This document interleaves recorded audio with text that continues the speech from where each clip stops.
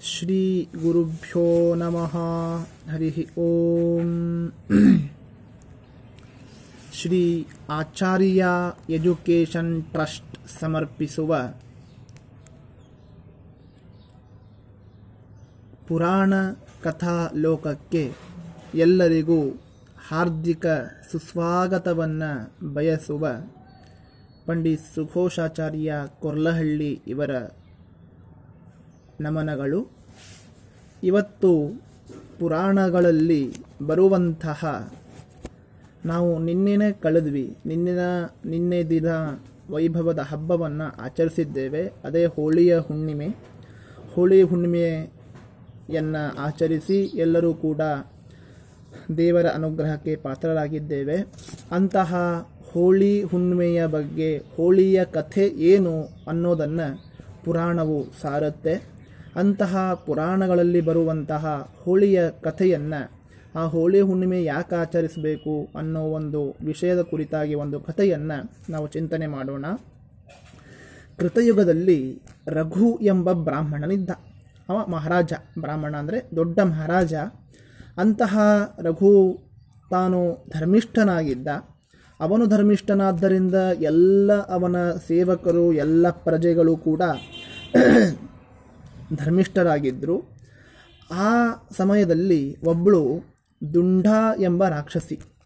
ಆ ದುಂಡ ಎಂಬ ರಾಕ್ಷಸಿ ಎಲ್ಲಿ ಧರ್ಮ ಇರ್ತದಲ್ಲ ಅಲ್ಲಿ ಸ್ವಲ್ಪ ತೊಂದರೆಗಳು ಜಾಸ್ತಿ. ಹಾಗೆ ಇಲ್ಲಿ ಧರ್ಮಗಳಲ್ಲಿ ಚೆನ್ನಾಗಿ ಕೃತಯುಗದಲ್ಲಿ ಇದ್ದಾಗ ದುಂಡ ಎಂಬ ರಾಕ್ಷಸಿ ತಾನು ರಾತ್ರಿ ವೇಳೆ ಎಲ್ಲರ ಮನೆಗೆ ಹೋಗಿ ಅಲ್ಲಿ ಸಣ್ಣ ಮಕ್ಕಳು ಇದ್ದರೆ ಅವರನ್ನು ಪೀಡಿಸಲಿಕ್ಕೆ ಪ್ರಾರಂಭ ಮಾಡಿದ್ಲು. ಆಗ ಎಲ್ಲರಿಗೂ ತುಂಬ ಕಷ್ಟ ಆಗಿತ್ತು. ಆ ಕಷ್ಟವನ್ನು ಹೇಳಿಕೊಳ್ಳಿಕ್ಕೆ ಅಂತ ರಘುರಾಜನ ಹತ್ರ ಬರುತ್ತಾರೆ. ಎಲ್ಲರೂ ಕೂಡ ರಘುರಾಜನಿಗೆ ತಿಳಿಸ್ತಾರೆ, ರಾಜ ಹಿಂಗಾಗ್ಬಿಟ್ಟದೆ, ಏನು ಮಾಡೋದು?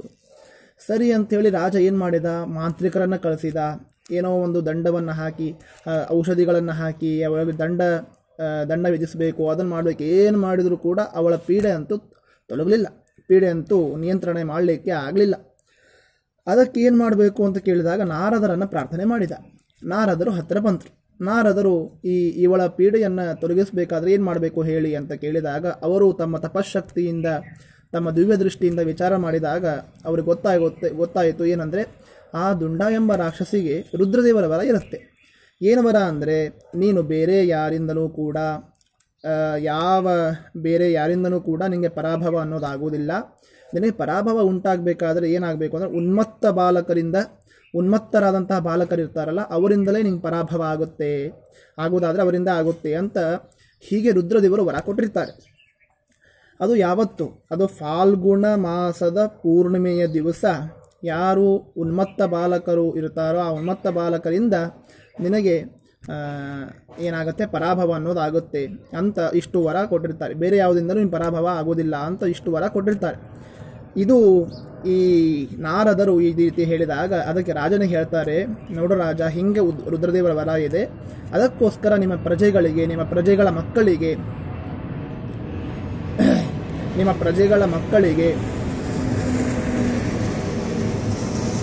ಆ ಬಾಲಕರಿಗೆ, ಉನ್ಮತ್ತ ಬಾಲಕರಿಗೆ ಬರೀ ಬಹಳ ಶಬ್ದ ಮಾಡುತ್ತಾ ಇರೋ ಅಂತ ಹೇಳು. ಒಣ ಕಟ್ಟಿಗೆಗಳನ್ನು ತಂದು ಕೂಡಿಸಿ ಅಲ್ಲಿ ಬೆಂಕಿ ಹಾಕಿ ರಾಕ್ಷೋಗ್ನ ಮಂತ್ರಗಳಿಂದ ಹೋಮ ಮಾಡಲಿಕ್ಕೆ ಹೇಳು. ನೀನು ಹೋಮ ಮಾಡು. ಆಮೇಲೆ ಅಂತಹ ಅಗ್ನಿಗೆ 3 ಪ್ರದಕ್ಷಿಣೆ ಮಾಡಿ ಹಾಡಬೇಕು, ಯಥೇಚ್ಛವಾಗಿ ನಗಬೇಕು, ಮನಸ್ಸಿಗೆ ಬಂದಂತೆ ಮಾತಾಡಬೇಕು, ಗಡಗಡಗಡ ಶಬ್ದ ಮಾಡಬೇಕು. ಹೋಮದಿಂದ ಮಾಡಿ ಅವಾಚ್ಯ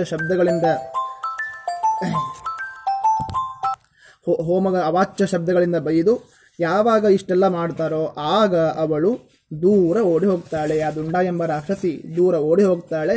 ಆದ್ದರಿಂದ ಆ ರೀತಿ ಮಾಡು ಅಂತ ಇಷ್ಟು ನಾರದರು ರಘುರಾಜನಿಗೆ ಹೇಳ್ತಾರೆ. ಅದನ್ನೇ ನಮ್ಮ ಪುರಾಣ ಸಾರುತ್ತೆ. ಜಲ್ಪಂತು ಸ್ವೇಚ್ಛಯಾ ಲೋಕಾ ನಿಶಂಕಾಯಸ್ಯ ಯನ್ಮನಃ ತೇನ ಶಬ್ದೇನ ಸಾ ಪಾಪಾ ಹೋಮೇನ ಚ ನಿರಾಕೃತ. ಹೀಗೆ ಅವಳು ದುಂಡ ಎಂಬ ರಾಕ್ಷಸಿ ಓಡಿ ಹೋಗ್ತಾಳೆ. ಇವತ್ತು ಹೋಳಿ ಹುಣ್ಣಿಮೆ. ಆ ಹೋಳಿ ಹುಣ್ಣಿಮೆಯ ದಿವಸ, ಫಾಲ್ಗುಣ ಹುಣ್ಣಿಮೆಯ ದಿವಸ ಆ ಹೋಮವನ್ನು ಮಾಡು. ಎಲ್ಲರಿಗೂ ಸ್ವೇಚ್ಛೆಯಿಂದ ಒದರಾಡುವ ಹಾಗೆ ಸ್ವೇಚ್ಛೆಯಿಂದ ಹೆಂಗೆ ಬೇಕಂಗೆ ಇರೋ ಹಾಗೆ ಹೇಳು ಅಂತ ಇಷ್ಟು ಹೇಳಿದ್ದಕ್ಕೆ ಎಲ್ಲರೂ ಕೂಡ ಹಾಗೆ ಮಾಡ್ತಾರೆ. ಆಗ ದುಂಡ ಎಂಬ ರಾಕ್ಷಸಿ ಓಡಿ ಹೋಗ್ತಾಳೆ. ಆ ಥರ ಅದು ನಡೆದ ಘಟನೆ ಅಂತಹ ಇದು ಪುರಾಣಗಳು ಸಾರುತ್ತೆ. ಹಾಗೆ ಇದರ ಜೊತೆಗೆ ರತಿಮನ್ಮಥರ ಪೂಜೆ ಮಾಡ್ತಾರೆ, ಕಾಮನ ಪೂಜೆ. ಆ ಕಾಮ ರುದ್ರದೇವರು ತಮ್ಮ ತಪಸ್ಸಿಗೆ ಅಡ್ಡಿ ಮಾಡಿದಂಥ ಮನ್ಮಥನನ್ನು 3ನೇ ಕಣ್ಣಿನಿಂದ ಸುಟ್ಟು ಹಾಕಿದಂತಹ ಒಂದು ನೆನಪಿಗೋಸ್ಕರ ಆ ಕಾಮಗಳನ್ನು ಸುಡಬೇಕು ಅಂದ್ರೇನು, ನಮ್ಮ ಕಾಮನೆಗಳನ್ನು, ನಮ್ಮ ದುಷ್ಟ ಕಾಮನೆಗಳನ್ನು ಸುಟ್ಟು ಆ ರುದ್ರದೇವರ ಅಂತರ್ಗತ, ಮುಖ್ಯಪ್ರಾಣದೇವರ ಅಂತರ್ಗತ ನರಸಿಂಹದೇವರ ಪ್ರೀತಿಗೆ ಪಾತ್ರರಾಗಬೇಕು ಅಂತ ಅರ್ಥ. ಅಂತಹ ಹೋಳಿ ಹುಣ್ಣಿಮೆಯನ್ನು ಎಲ್ಲರೂ ಆಚರಿಸಿದ್ದೇವೆ. ಎಲ್ಲರೂ ಕೂಡ ನಮ್ಮ ದುಷ್ಟ ಕಾಮನೆಗಳನ್ನು ಕಳ್ಕೊಂಡು ಸದ್ಭಾವನೆಗಳಿಂದ ದೇವರನ್ನು ಚಿಂತನೆ ಮಾಡೋಣ ಅಂತ ಹೇಳ್ತಾ ಇವತ್ತಿನ ಪುರಾಣ ಕಥಾಲೋಕಕ್ಕೆ ಕೃಷ್ಣಾರ್ಪಣಮಸ್ತು.